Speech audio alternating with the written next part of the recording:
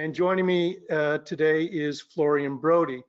Florian is a Well, certified life coach and leadership coach and business mentor with over 35 years of international experience, originally from Vienna. He lived and worked in Silicon Valley for over 2 decades and has an extensive track record in digital media, communications, and strategy. He co-founded 4 companies, and he's a digital media pioneer who developed digital media strategies for startups and Fortune 500s. He's been teaching at design and business colleges since the mid-'80s and is an adjunct professor at 2 universities in Europe. His work is published in multiple languages, and he is a frequent keynote speaker at international conferences. Welcome, Florian. thank you for having me. I'm excited to be here today and to work together with you.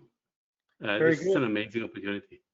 Yeah, so when we did our prep for this yesterday, you asked us what should be the dress code, and we said, oh well, should we wear jackets and a collar, and say then maybe just a collared shirt. And then we said, oh, let's just wear t-shirts. Why? Doesn't matter anymore.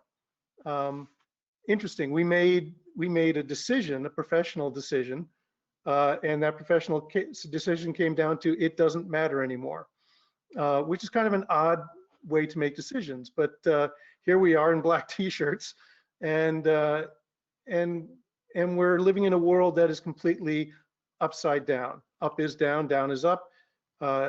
Nothing seems to make sense. It's very, very hard to understand what to do and where to go. I mean, it's not just clothing, but haircuts. I haven't had a haircut in 7 months. It looks like you haven't either. Same here. Right. I haven't been to a restaurant. There's so many things that there are friends who I haven't seen, at least not in real life. And so we're suspended. And so the question is, how do we make decisions when up is down? How do you, in this disoriented time, what are we supposed to do? Is there a new normal on the horizon? Well, the real question is, what does it mean to be normal? I mean, in reality, life is not more or less normal than before. It just feels that way because things are very different. And we've been living in an environment where we go to the office and work there. But I recall, even when I grew up, offices were completely different. Everybody who was in a management position had at least one, often 2 or 3 secretaries, people who take notes, people who knew shorthand. What happened to all these people? They kind of disappeared. Now you have to do everything yourself. And the idea that we go to these offices as we know them is not forever. This is relatively new. Even 1850, people didn't go to offices in that way. So there is no reason to believe that this is an eternal rule that things have to be that way. And eventually we'll go back to have haircuts, and we will go back to go to restaurants. But we not necessarily have to go back to offices, how we use them. Mm-hmm. So what you're saying is that this idea we used to have, and maybe still cling to a bit, when we do planning and decision making for ourselves or for the companies we work for the brands that we're building, the real point is that knowing the future and planning for the future has always been largely illusory, right? It's been something we do to make ourselves feel better because we're sort of basing our decision making on a set of patterns that had been relatively, it seems, uninterrupted for many years. But as you point out, there's been disruption going on and on. It just has maybe never hit us in the face this strongly. Is that what you're saying? Is that the being able to tell the future and plan is some sort of illusion? The idea that we are safe and we know what's going to happen tomorrow is an illusion. And at the same time, we rely on that. Because if you wake up in the morning in your bedroom and everything is different, that's very disturbing.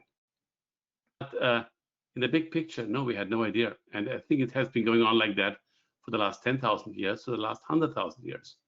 You never Well, know where you're going to hunt your next piece of meat or food, or gather your next berries as a gatherer. Yeah. And so we have to live with that. We have to live with these two sides of the thing. Yes, it's pretty predictable, and no, it's not predictable at all.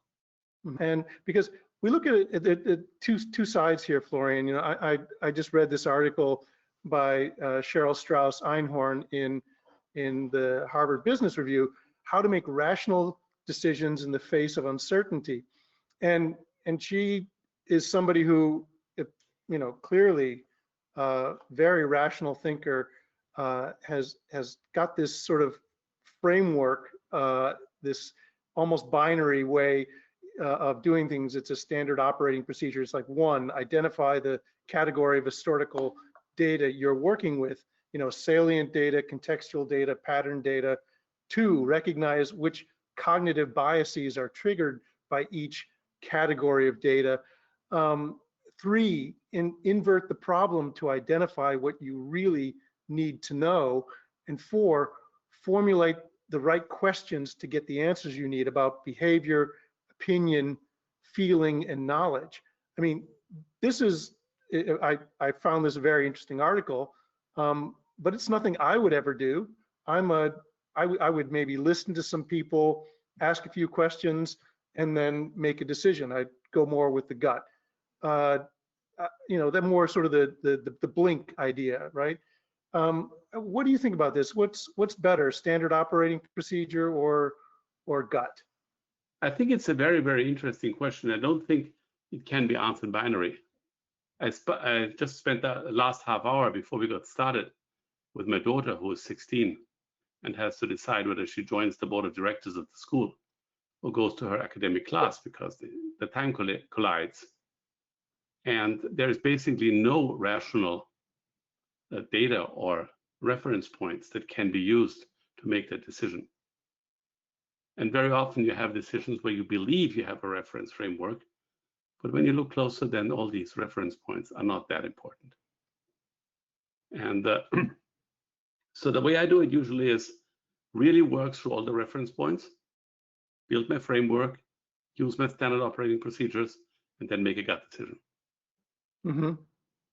So go through the process and then see what it says. But then when you say then, you know, trust your gut. So throw it out if you think it's all wrong. You just went through this whole process that told you what the rational outcome should be, and so you throw it out. Imagine you're the owner of a clothing brand, right? So you know, are men going to ever start wearing suits and ties again? I assume some will, but are they mortally wounded like with us? How do you make that decision in the end?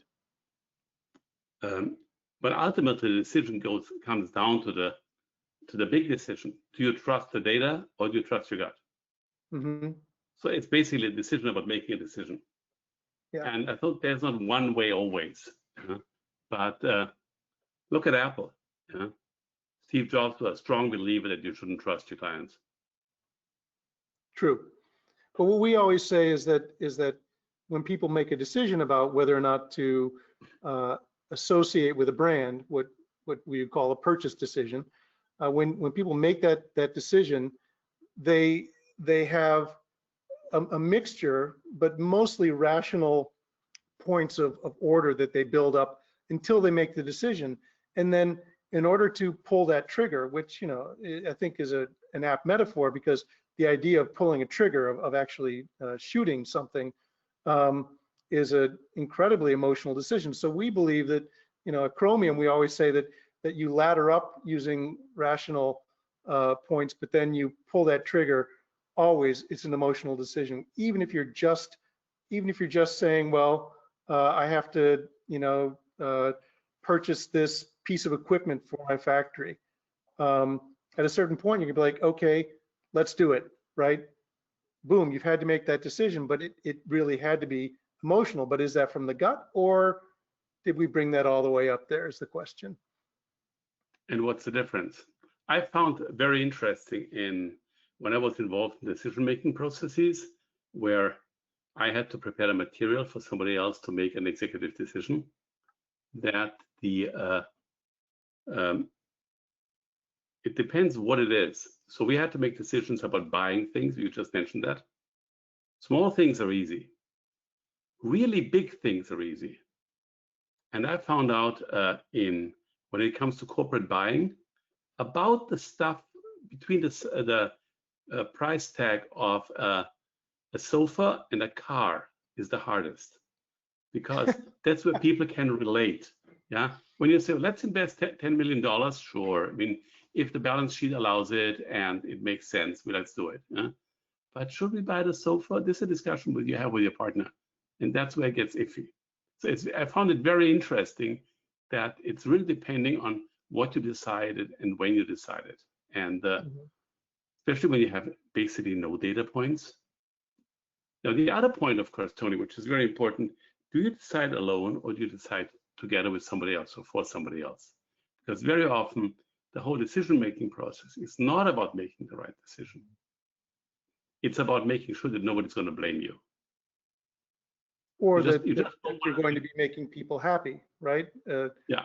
There's blame and there's bringing pleasure. This is that I think that's when we talk about brands, that's one of the things we say, that people choose to associate with brands because they give them something. They give them a shared sense of community. They give them a feeling of status.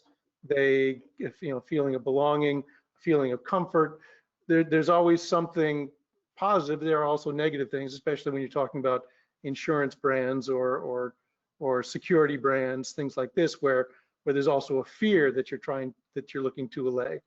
But decisions, again, you make them because you want to associate with a brand. In the end, it is an emotional decision, but you've decided at some point, you decide that you want either the Lexus or the Mercedes, and the reasons why you might want them is based totally on what that brand and that association means to you. So if Lexus says that they're the most reliable luxury car and Mercedes is selling class, I don't care about reliability. I care about class, right? So this is an interesting thing, is that decisions are based on things that brands are saying and doing, right? So even in a pandemic, okay, am I even going to buy a car?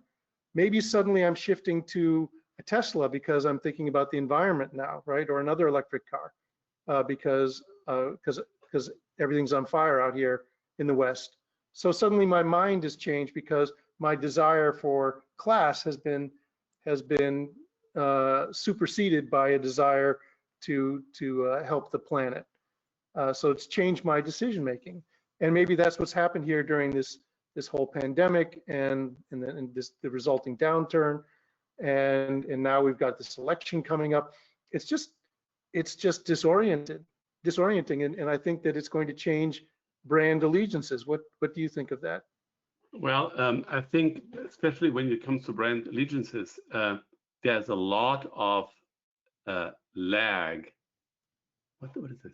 There's a lot of lag. For instance, my decision process for cars is relatively easy because my feeble attempts to switch brands always end that it's too much of a hassle. Mm-hmm. And the reasons to switch from Mercedes to BMW or Lexus, where I could not see a real added benefit, I just thought it's much easier to stay with the same and just while I sit with the guy in the office to sign the paperwork. They already moved the junk from my old trunk into my new trunk, and I don't have to deal with brand switching where I don't know what their procedures are. So companies are more than just the car. They're also, and that's overlooked dramatically also by dealers, to what extent it's an overall experience. But look at this this clothing brand that decided to change their logo, which had no impact on how comfortable the t-shirts are, and there was a big outcry. They had to switch back. I mean, the whole Gap story is very, very interesting in that relationship.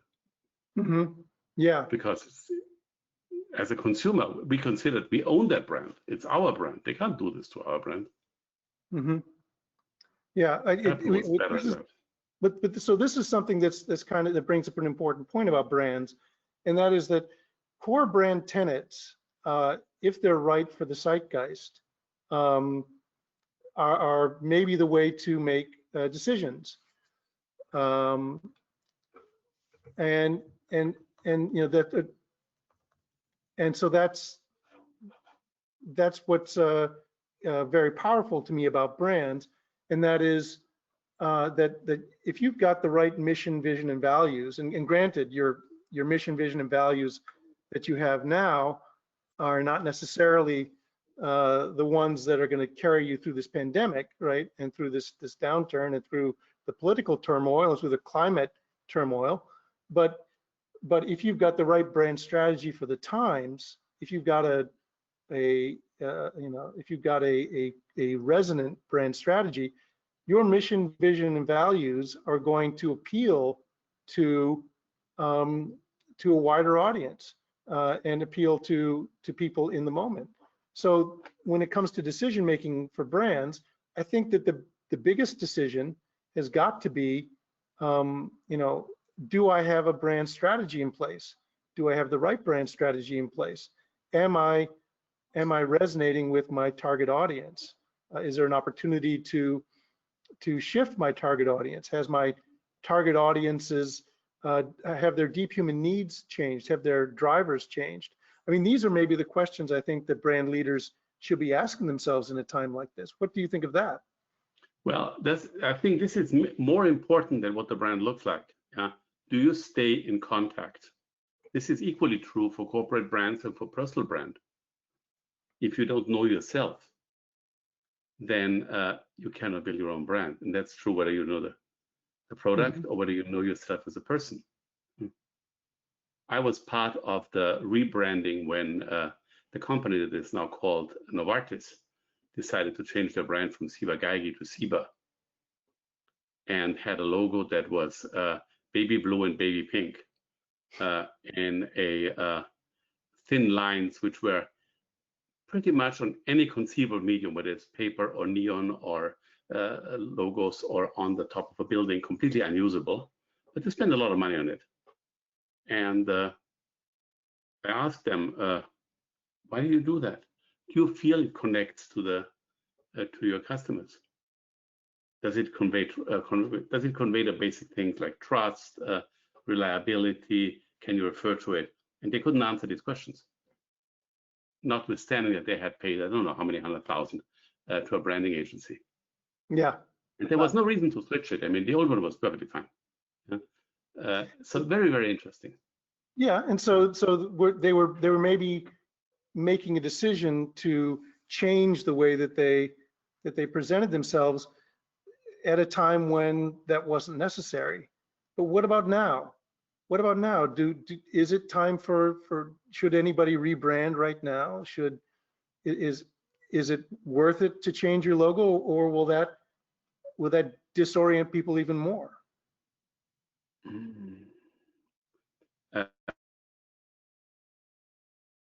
Make sure that your brand works in a digital world. Because while we talk a lot about the new normal, whatever that is, what has changed is that we're going to go all digital. So your brand, your logo, your identity, and the way it feels. Let's stick with clothing. Yeah.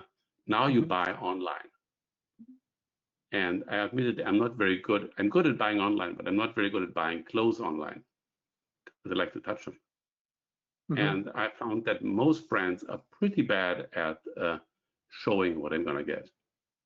Well, what would they do? This is what they're saying, is that a lot of online ordering and has turned into a customer experience play, because it's basically a game of sending people a bunch of stuff and then they return 80% of it and keep 20% of it. So that's completely changed your relationship with the brand. You still might get to touch it, but you have to decide to buy it first and then return it. So it probably doesn't take any more time than going into a clothing store and trying something on. But I have to admit, it doesn't sound like it's a whole lot of fun. I'd really rather go into a store, right? So my sense is that now would be a terrible time to rebrand. Great time to develop a new strategy, because I think that what brands are saying to people is important. So your communication strategy, yes, your channel strategy, because the supremacy, the move to digital is so complete at this point that your channel strategy is really important. You know, what media do you appear on, and how and when, and what stories are you telling? I think those are important. But I do think that if you were to change a logo in the middle of all this, it would just be lost. Nobody cares if you change your logo in the middle of all this stuff, right? Oh no, this is just a waste of money. But I'm really thinking. I mean, again, yeah, I have my own shopping experience, and I have the one of my 16-year-old daughter. And the idea of going into the store, yeah, trying everything on, yeah, making an incredible mess, and then leaving and says, okay, that was fun. Yeah, it's something you don't have. You can't just.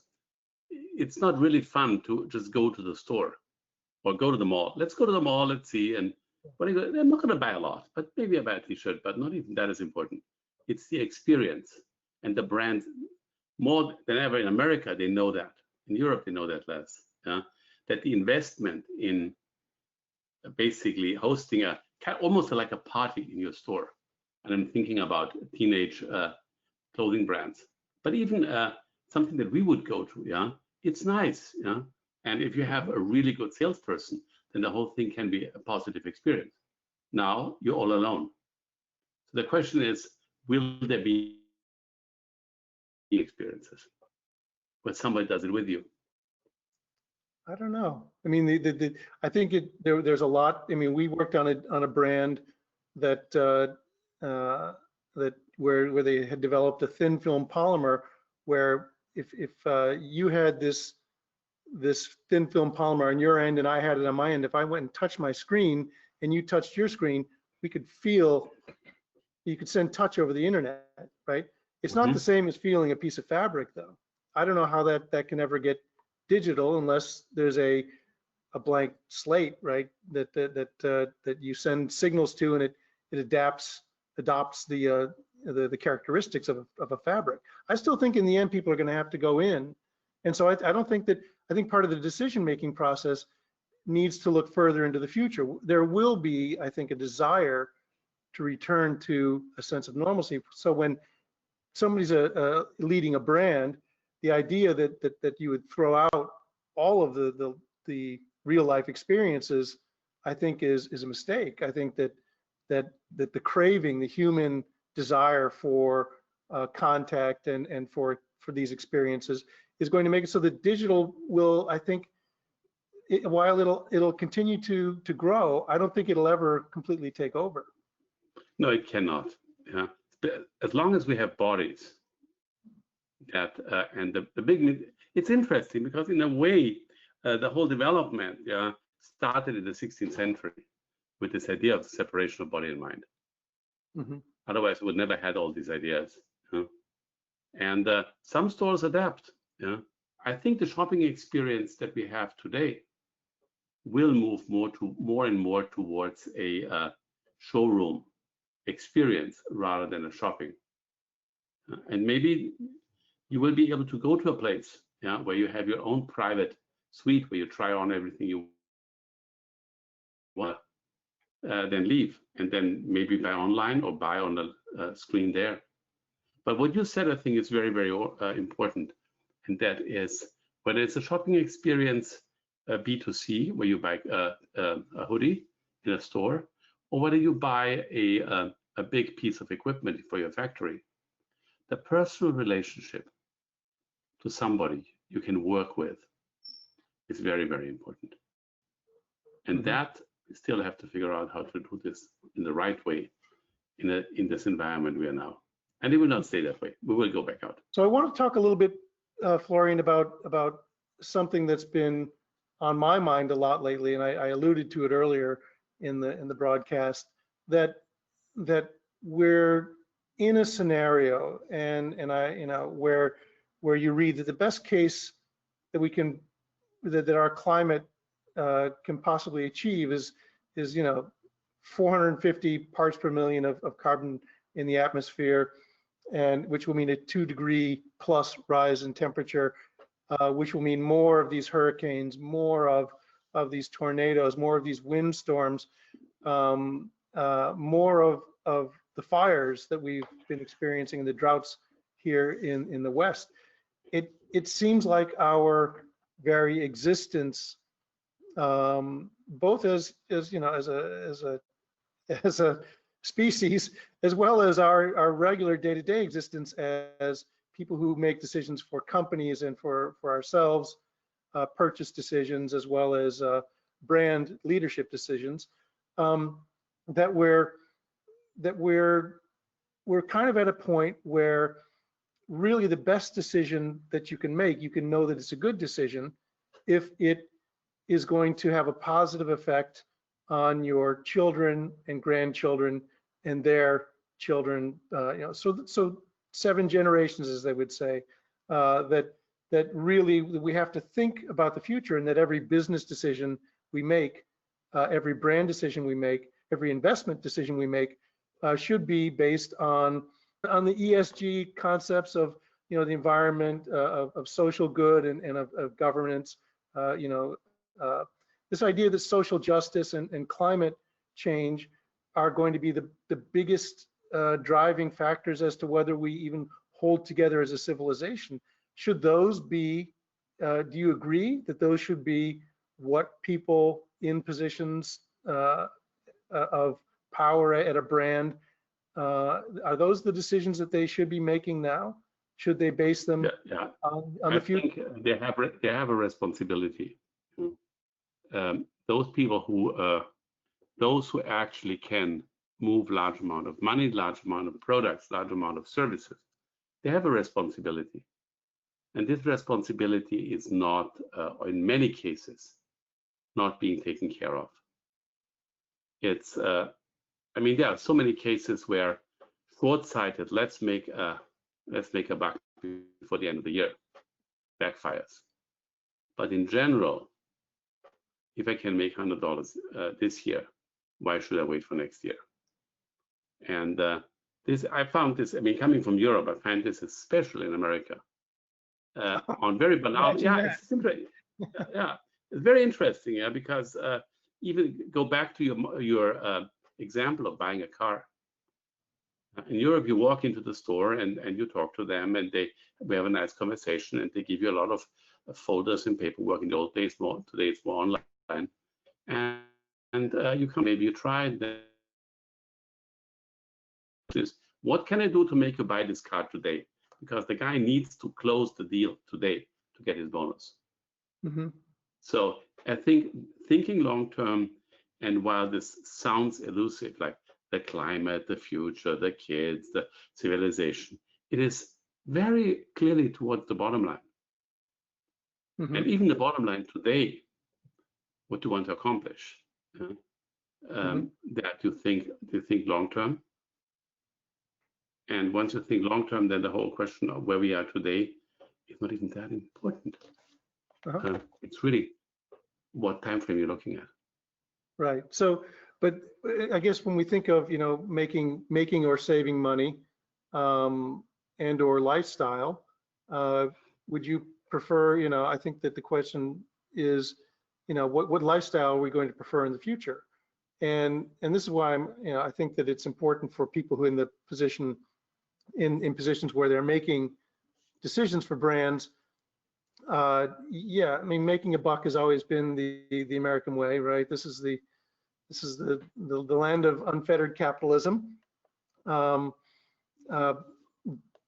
do we think that is always going to be the decision, and or can brands appeal to that idea? Because you think about it, if in the future we're running on renewable energy, we're not going to be, in theory, it should be cheaper, the air should be cleaner, our lives should be quieter and less driven by the need to sort of just keep up, in theory. So do you think that making decisions along that line can ever appeal to people, or will people always make a decision based on the buck?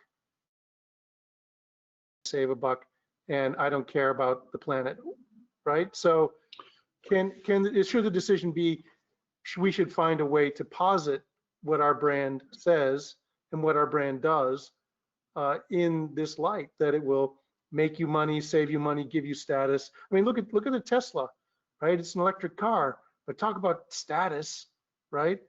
You can buy any battery pack you want for your garage, but wouldn't you rather have a Tesla wall? You've got a brand there that is actually selling the picture of a future that is sleek and beautiful, and where you have status, and also the part of that status is that you're not harming the environment, that you are that you're conscientious. I think it goes even further. We still live in this approach, this Louis XV approach, derrière moi le déluge, behind me the tsunami, whatever I do, and then behind me whatever. It's brands change. I mean, look at the announcement from BP like 2 days ago, that they realized that fossil fuels is done. They're completely going to change the company. I wish they had realized that before the Deepwater Horizon. Yeah, yeah, but again, this is a decision made at the top. That doesn't mean that people who actually work on the oil drilling rig don't want to bring home the check. Mm-hmm. And that's the big difficulty, because ultimately we will have to contribute to the good of society, of the community, of where we live, and not only for our kids but for ourselves. Well, you know, that point about BP is interesting, because remember, they changed their whole look and feel. They changed their brand to that beautiful green and yellow sunflower, well over a decade ago, and it was wonderful when it came out. Remember what a sort of fresh and delightful brand that was for an energy company, and especially one that basically still was peddling fossil fuels. So the image that they had put out, the decision they made was, hey, let's look green. The decision was not let's be green. The decision was let's look green. Very different than what they just said, which is now, okay, let's be green. So the thinking, the decision making is actually catching up with the image that they projected over a decade ago, which was clearly a false image, because they were still planning on just pumping tons of oil. And boy, I don't even remember the guy's name, the CEO, who was upset that he couldn't go yachting or whatever because his life was ruined because that damn oil rig blew up. He didn't care about the people's lives that were lost. He didn't care about the environment. He didn't care about the fishermen whose livelihoods were endangered. He just cared about going on his boat. I mean, that's a very, very different decision-making mindset than what we have now. Yes. What else is new? I mean, if people don't have bread, they should eat cake. I mean, it's just the way. This is the real difficulty, how you see the world. Yeah? But then when you take it a level down, yeah, you go to the store, you want to buy this new black T-shirt, and the person says, you know what? The T-shirt you're wearing looks actually perfectly fine. Why do you need a new one? I'm not going to sell it to you. I think it's bad for the environment. Wear the one that you have. Yeah, it's going to be okay for the next. Come back in a year. That would be a very different way, wouldn't it? It would be that would be a decision that I don't think that the store manager would take too highly think too highly of, because of the way he's paid. Right. So it's going to take fundamental change in the way that business decisions are made and business objectives are made. I just heard that that there's this new stock exchange that's coming out. It's a the long-term stock exchange, the LTSE, I think is what it's called, where there aren't going to be quarterly reports, that there will be an annual report, and that's it. And so it completely changes when you're not chasing quarterlies. you have a very different mindset than if you've got to continually make 10% every quarter, more than you made last quarter. That it drives people's thinking. And do you think that kind of decision, the decision to go from being on a typical quarterly basis to simply saying, no, we're going to give you one annual report every year, and so that decision changes the way that the brand will operate, changes the way that the products will be developed, it changes the way that they'll be sold and to whom. This is more long-term thinking, right? So this is it is absolutely essential. I've been working with startups in the US and Europe, and very often I get this question, especially from people in Europe. We have to come to the Silicon Valley. I mean, this is the holy grail. This is Shangri-La. And I tell them for some brands, it's no good. I work with a company that developed music software on an iPad. And I said, don't come, because your success will be there, but it will take years, not quarters. And in America, if you don't deliver this quarter, you're done. Mm-hmm. In Europe, for better or worse, if it takes 5 years, it takes 5 years. It's the perception, it's what is considered successful. So it's really looking forward, whether it's for accidents, whether it's for brand development, or whether it's for the stock market development. So these are very, very important changes. So I just want to wrap it up. How are you approaching all this? Again, you've been inside. My whole business way of getting business is getting out and schmoozing. I love going to cocktail parties and conferences and business events, and I can't do that now. So to me, the new normal, whatever it is, as long as it makes it so that I can have a glass of wine in one hand and my business cards somewhere on my person, and be in a room with other people, I feel like that would be my new normal. If that's my new normal, even if I have to have a mask on, I would do it, right? Or if I have to keep getting weekly, or monthly, vaccinations or whatever, I would do it because I feel like I need this. What does the new normal mean to you? How do you think that you are going to make decisions in this new landscape? I've been very, very careful. I mean, like you, I have not been to and haven't had a haircut. I haven't been to a restaurant since February, and I don't really miss it. I miss traveling, and I miss meeting people because I work with people as well.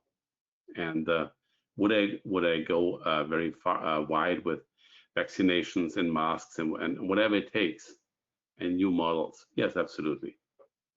I think it's very, very important that you connect with people. And I'm also exploring what new types of digital communication solutions are available. I enjoy seeing you, but the system is not set up that we can see everybody. And right. If we would do this live, we would be on stage, and there would be people in the audience. We can see, we can relate to them. So in a way, it's more human if you want to. So I think the technology is very archaic and is not ready. So there will be. I hope we will go back out. I hope I can travel to Europe next year. And at the same time, I hope that we will find new ways of developing this communication, because at the moment, the quality of what we do here is basically 1960s TV. It's talking heads. That's right. We're just doing it from, you're doing it from your home office. I'm doing it from my beautiful yet completely empty office in South of Market. I look around and I wonder, do I even need this place anymore? So these decisions, to sort of wrap this up, because we're getting near the end here. Decision making has clearly changed. I don't really know. The only decisions that I've made, just to sort of bring it to a personal point, is that I know we have to do something. It's kind of funny because we've been doing these types of broadcasts for years, and we've never, we've gotten 40, 50 attendees, and now these are getting more and more and more because we're all stuck inside. So I know that we have to continue to be a broadcast agency as well as a creative or strategic or marketing agency. But beyond that, I think that the one decision I made, and I have brought it up over and over, and that is that I want to change the focus of our agency to working with companies who are making these decisions for the future. I've decided that I've seen the present. I'm living in this hellhole of a present where there's nobody on the streets, there's nobody in the restaurants, the whole place is filled with smoke. I don't like this present. I want to change it. So that's the decision I've made, is that I'm going to change it, and I'm going to look way into the future beyond my own life, and work with companies who are making change for the better. I think that's a pretty astonishing thing, because I would have, and maybe I'll revert when the new normal is here, I would have said, boy, I hope we can get another financial services client. I enjoy financial services or insurance or whatever it is, technology.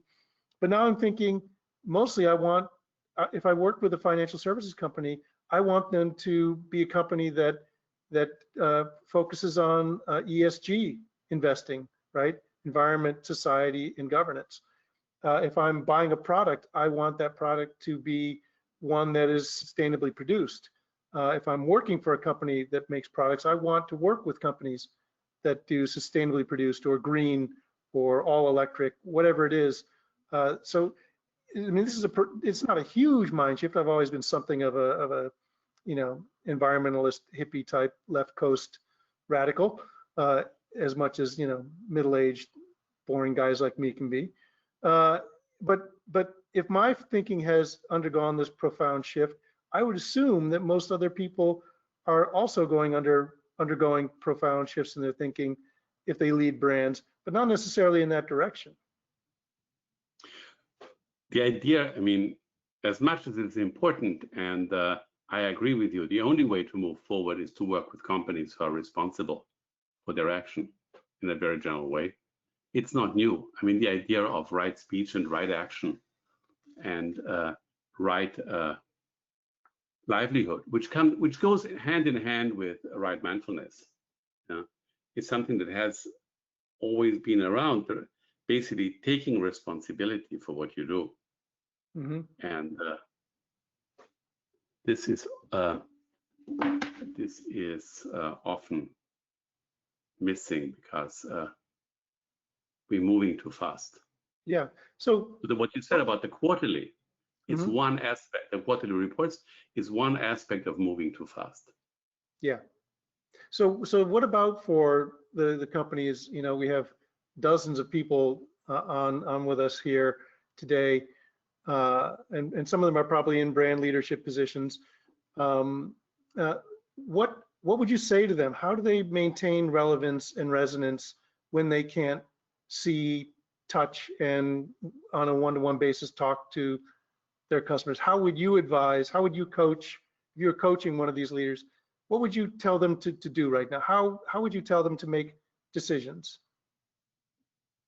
I think they just maybe it's more difficult. Maybe it takes different avenues, but you can stay in touch more than ever, and you have to take the effort. Maybe it's not as convenient as just going down the street, grabbing a glass of red wine and some business cards. Maybe it takes more effort.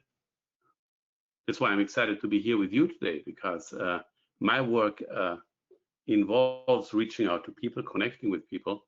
My work is almost entirely based on referrals and recommendations and connecting directly with people. That's my brand. Mm-hmm. And supporting people in developing their personal brand. And going back to what you said earlier about responsible action, responsive and responsible action.